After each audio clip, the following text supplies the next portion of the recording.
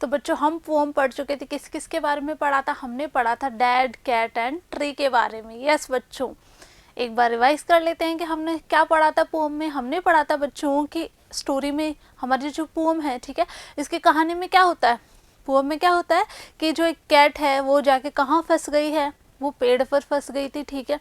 फिर फादर ने उसको नीचे लाने के लिए बहुत सारे प्लान ट्राई किए थे, लेकिन क्या हुआ था लास्ट में, क्या हुआ था कि प्लान तो उनके कोई भी सक्सेसफुल नहीं रहे थे, लेकिन लास्ट में ये हुआ था कि बिल्ली तो नीचे आ गई थी, लेकिन फादर जो है वो बिल्ली की जगह ऊंचाई पर ही पेड़ पर अटक गए थे। तो इस तरीके से हमने ये पोम पढ़ी थी बच्चों, और हमारे जो पोम है उसके राइटर हैं किट राइट। आज के वीडियो में बच्चों हम इसी कविता के क्वेश्चन एंड आंसर्स करने वाले हैं, तो फटाफट कॉपी पेन निकालिए और लिखना शुरू कीजिए। यस बच्चों, फर्स्ट क्वेश्चन देखिए, why was dad sure he would not fall. ठीक है, डैड इस बात को लेकर इतने ज्यादा आश्वस्त कैसे थे कि मैं नहीं गिरूंगा।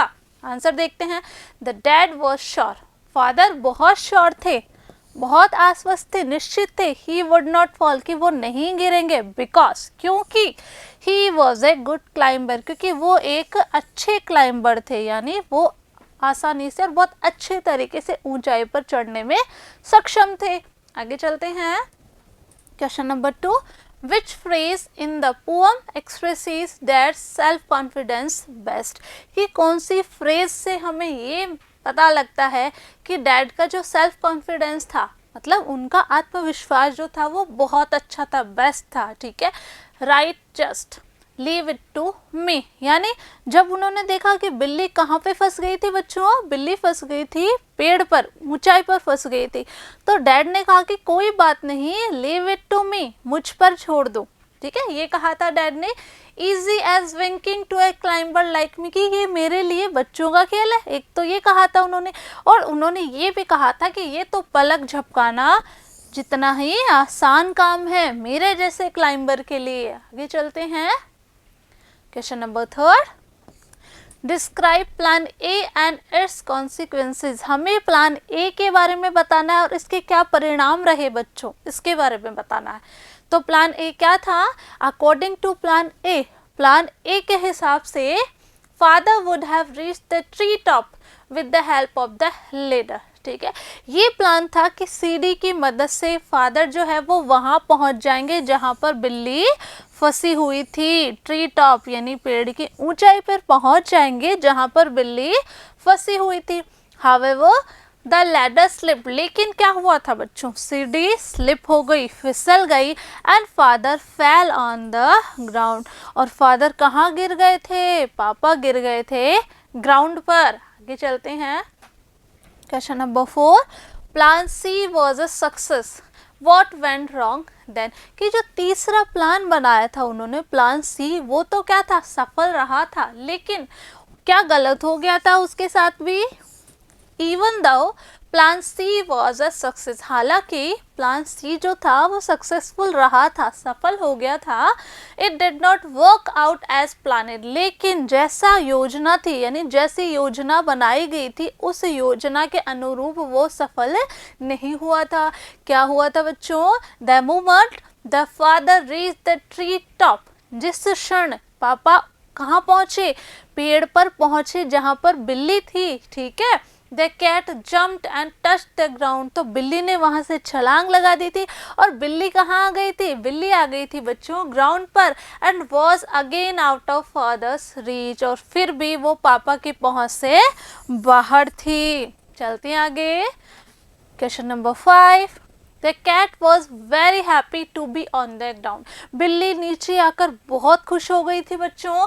Pick out the phrase use to express this idea, तो बिल्ली की जो खुशी थी उसको जाहिर करने के लिए इसमें कौन सी फ्रेज है वो हमें बतानी है, स्माइलिंग एंड स्मोकिंग। आगे चलते हैं, क्वेश्चन नंबर 6 देखते हैं बच्चों, describe the cat and dad situation in the beginning and at the end of the poem, हमें कैट और डैड की सिचुएशन बतानी है, जब कविता के शुरुआत में उनकी क्या सिचुएशन थी, और कविता जब हम पढ़ चुके थे उसके बाद उनकी क्या स्थिति थी।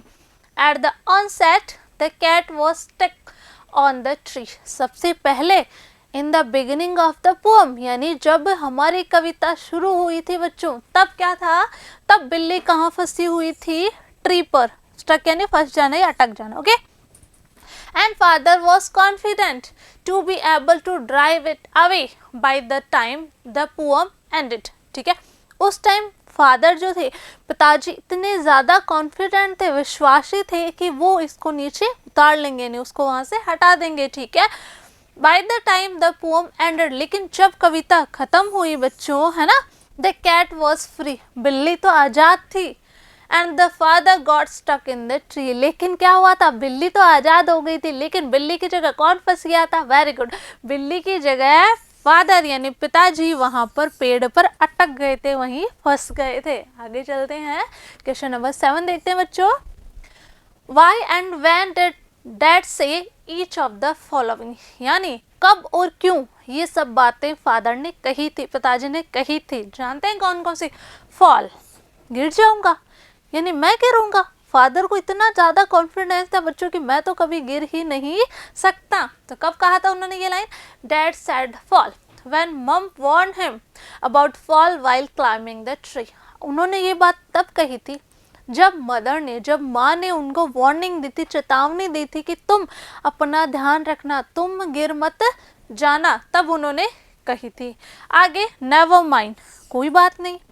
डैड सेड, डैड ने ये बात कब कही थी, फादर ने कहा था never mind when he fall from the ladder, जब वो कहाँ से गिरे थे, वेरी गुड, जब वो सीढ़ी से गिर गए थे तो उन्होंने कहा था कोई बात नहीं, ये तो मेरे लिए बच्चों का सा खेल है। आगे चलते हैं, थर्ड, फनी जोक, यानी तुम तो बहुत मजाकिया हो, ये बात कही थी। Dad said funny joke When mom warned him of falling again, जब माँ ने उन्हें फिर से चेतावनी दी थी कि तुम गिर जाओगे, तुम अपनी गर्दन तोड़वा लोगे। He said so because he was overconfident of the success of his plan B, क्योंकि उनको ये लगता था फादर को कि प्लान ए तो सक्सेसफुल नहीं रहा, लेकिन वो इतना ज़्यादा खुद को लेके विश्वासी थे कि मेरे जैसा क्लाइंबर नहीं गिर सकता, तो उनको लगता था कि प्लान बी तो अब सफल होकर ही रहेगा, तब उन्होंने ये बात कही थी। फोर्थ बच्चों, रबिश, यानी क्या बकवास है कि क्यों फालतू की बातें कर रहे हो, है ना, ऐसा कहा था।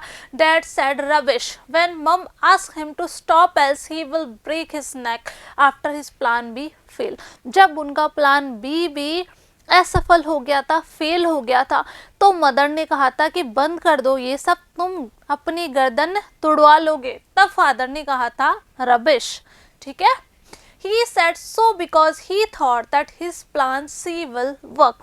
उन्होंने ऐसा इसलिए कहा था क्योंकि उनको ऐसा लगता था कि मेरा प्लान ए सक्सेसफुल नहीं रहा, मेरा प्लान बी भी सक्सेसफुल नहीं रहा, तो वो खुद को लेकर ओवर कॉन्फिडेंट हो गए थे, ठीक है। तो उन्होंने सोचा कि क्या, कि मेरा जो प्लान सी है वो तो अवश्य ही काम करेगा। आगे चलते हैं, क्वेश्चन नंबर 8 बच्चों, last. Do you find the poem humorous? Read aloud lines which make you laugh. कि आपको ये लगती है कि फनी लगी क्या ये पोएम, ठीक है, आपको क्या लगा, ये जो पोएम है, ये जो कविता, ये आपको फनी लगे, हास्यप्रद लगे, तो आपको उन लाइंस को रीड करना है जो आपको, जिससे आपको हंसी आती हो, जिसका आपको लगता हो कि आप मुस्कुराएंगे, ठीक है। Yes, the poem is humorous, the narrator's father falling over and over again was quite humorous, यानी हाँ, ये जो पोएम है ये हास्यप्रद है, जो नरेटर के फादर है वो बार बार गिर रहे हैं, उठ रहे हैं, इस तरीके से ये क्या है, हास्यप्रद है, ओके। तो इस तरीके से आपको बच्चों क्या करना है, जितनी भी वर्ड मीनिंग्स है और जितने भी क्वेश्चन एंड आंसर्स है वो कंप्लीट लर्न करने हैं, ओके, और कंप्लीट वर्क कर लेना है, क्लियर। इस तरीके से सारा आपको वापस से जो पोएम मैंने पढ़ाई है आपको अच्छे से पढ़ लेनी है, ओके। तो मैं मिलूंगी आपसे बच्चों नेक्स्ट वीडियो में नई पोएम के साथ, ओके। तब तक के लिए आप पढ़ते रहिए, आगे बढ़ते रहिए। Thank you.